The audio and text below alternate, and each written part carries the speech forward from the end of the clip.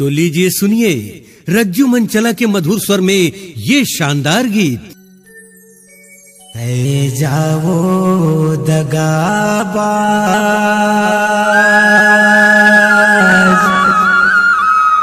तोरे संग सुरता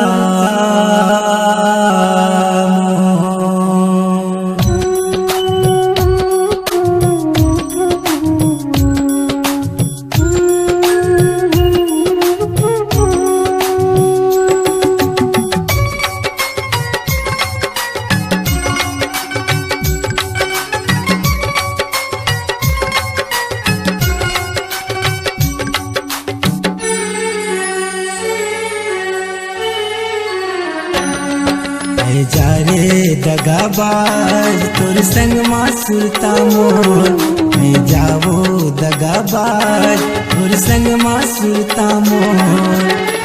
कहूँ दगा पाबे वो कहूँ दगा पाबे जब सुरता आई मोर जा रे दगाबाज तोर संग सुरता मोर मैं जावो दगाबाज तोर संग सुरता मोर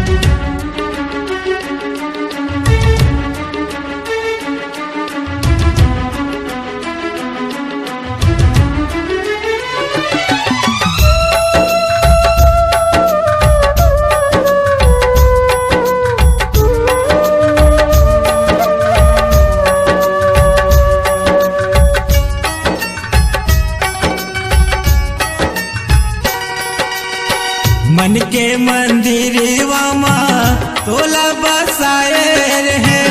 आँखी के पुतरी माँ मैं हंसा जाए रहे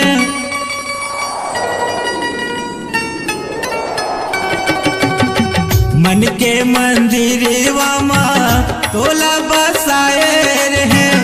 आँखी के पुतरी माँ मैं हंसा जाए रहे आंसू तोर बहाही वो आंसू तोर बहाही किंदर बे गली खो जा रे दगाबाज तोर संग सुरता मोर मैं जावो दगाबाज तोर संग सुरता मोर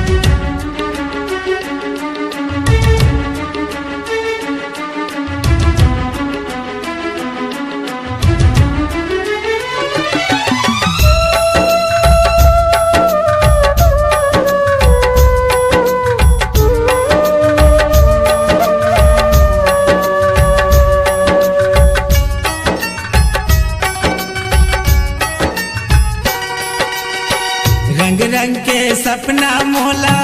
तहा देखाए रहे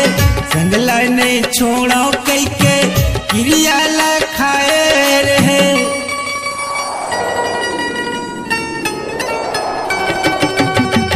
रंग रंग के सपना मोला